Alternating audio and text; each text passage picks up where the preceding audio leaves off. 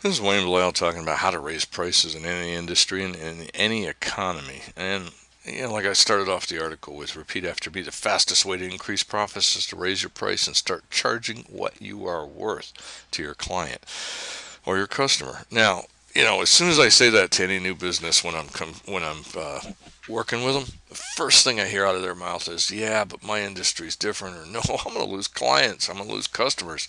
I'm going to lose patients. I'm not going to be able to do this." And my argument's always the same. You really can if you just remember not to sell apples to apples.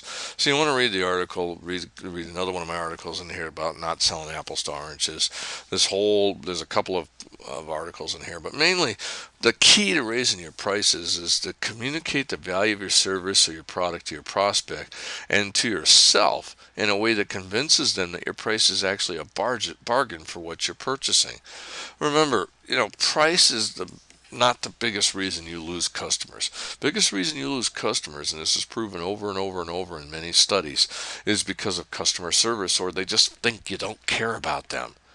All right. So start off by caring, but more importantly, change your mindset. Write down all the things that you're doing that are features and advantages of that your customer is willing to pay for. If you just don't know what that is, talk to some of your customers. And you want to evaluate the product or service you provide and write down in detail how this product helps. All right. Then set your price based on a benefit. All right.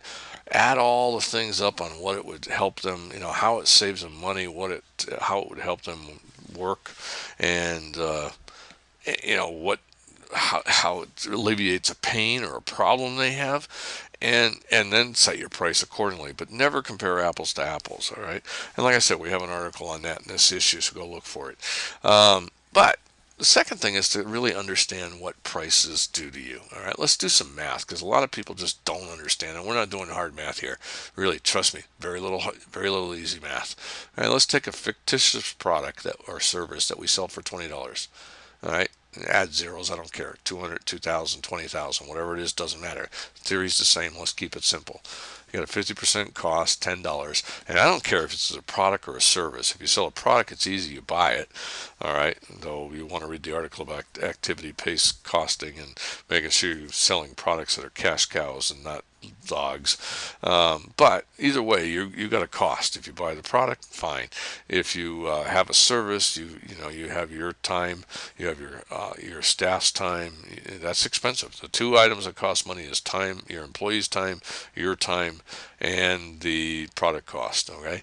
Anyways, either way, let's just assume a 50% cost, which gives us, for each item we sell, we make $10. If we have 100 customers, we made $1,000 for that week, month, day, whatever the heck it is. Let's do some strange math here. Let's unhide this, and I don't want you to get hung up on this, so let's hide those two back. All right. So what would happen if I do a 25% increase in prices? Well, in this particular case, I've gone from $20 to $25. I've done a simple $5 increase, which is 25. I have my same cost, but now I'm making $15. I could actually have only 67 customers to break even. If I kept the same 100 because I did a better job of explaining my benefits, I actually have a 50% increase. All right, you can see that in profits based on a 25% increase in price. Why? Because the product's cost stayed the same. All right. Now, if you don't think you can get that kind of increase, well, you might lose 80. You still made money. It might lose 20, but let's say you pick up another 30 because now you have time to go out and do your sales, and you have time to get to concentrate on your more profitable customers, and now you really have made some money. Let's compare this to taking a 25% decrease or a 10% decrease. These columns right here. All right. So this is a common. Hey, my sales suck. I better put things on sale. And this is this is why this seldom works, because if I reduce my price by 25%, because I'm really going to be a loss leader, I'm going to bring people in. Let's look at this column right here. All right. I'm going to set my price at 15. I'm going to undercut everybody, and I'm going to make $500. I have to double my sales count right here to make the same amount of money. Now, I just got done telling you that most people don't change based on price. They change based on a perceived value. They change based on being ignored. You don't make a decision necessarily based on price. You make a decision based on emotion, on how it saves, how it cuts, the product or service is communicated to you in a way that it'll eliminate a pain, give you joy, or just make your life easier. All right. Then you justify the price. All right. I was just talking to somebody today who was looking at buying a sign, and one sign was like $4,000, the other was like 7,000 or 7,500. And the problem was, in one, he did his research, and one, he could see they had a track record, they had customers, he knew they were going to be able to do it. The 4,500 didn't have anything. He wasn't 100% sure he would get the work done on time. He's under a quick time crunch. Getting it done on time was almost more important than the price to him. Because, yeah, he might save $3,000, but if they delay him a month, it's going to delay his opening by a month, because without the sign, he can't get the sign off by the city.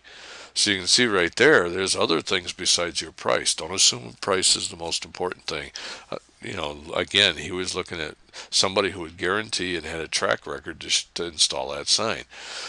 Now, very often we'll see people put a 10% sale. All right. So we got a 10% sale here. And again, now I've lowered my price to $18 right there.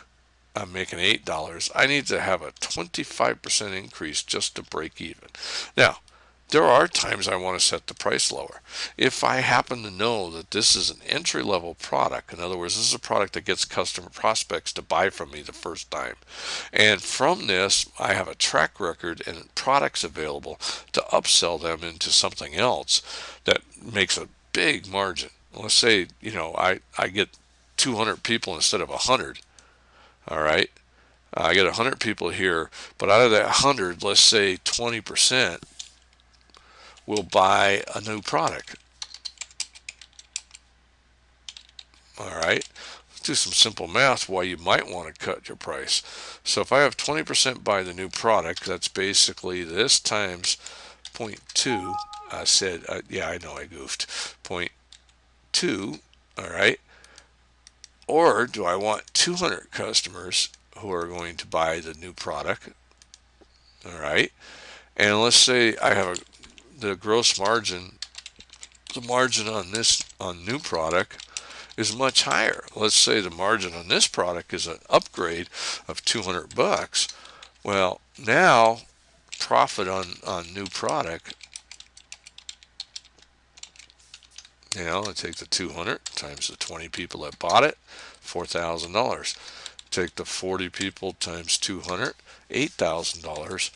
Total profit on the initial product, all right, which is the 1,000 plus the upgrade, all right, is 5,000. Whereas here, the profit is 9,000. So you can see it's not that cut and dry. If this is an entry-level product, dropping the price in order to get more people to buy the upsell might make sense. But if this is one of your main products and there is no upsell activity at all, then all you're doing is saying, I'm going to literally need to double my number of customers in order to get the same amount. Play around. This is very simple, but you can do this same kind of calculation yourself on your main selling products. Identify what an entry product is. See what happens if you lower the price. Test, and keep making yourself. Don't be an apple, be an orange. Be something different than what's out there. Don't compete on price, because remember, a small business can't afford to compete on price, because the big guys just can do economies of scale. They can get discounts for big bulk purchases, and they can just be stupid. They can lose money for a long time before they go out of business. Us small business owners, we can't afford to be stupid very long. So don't. Get in, do your numbers. Notice I didn't do any serious math here. If you have a problem, call your accountant, get them to help you with this. Until next time, let's make this our most profitable year ever.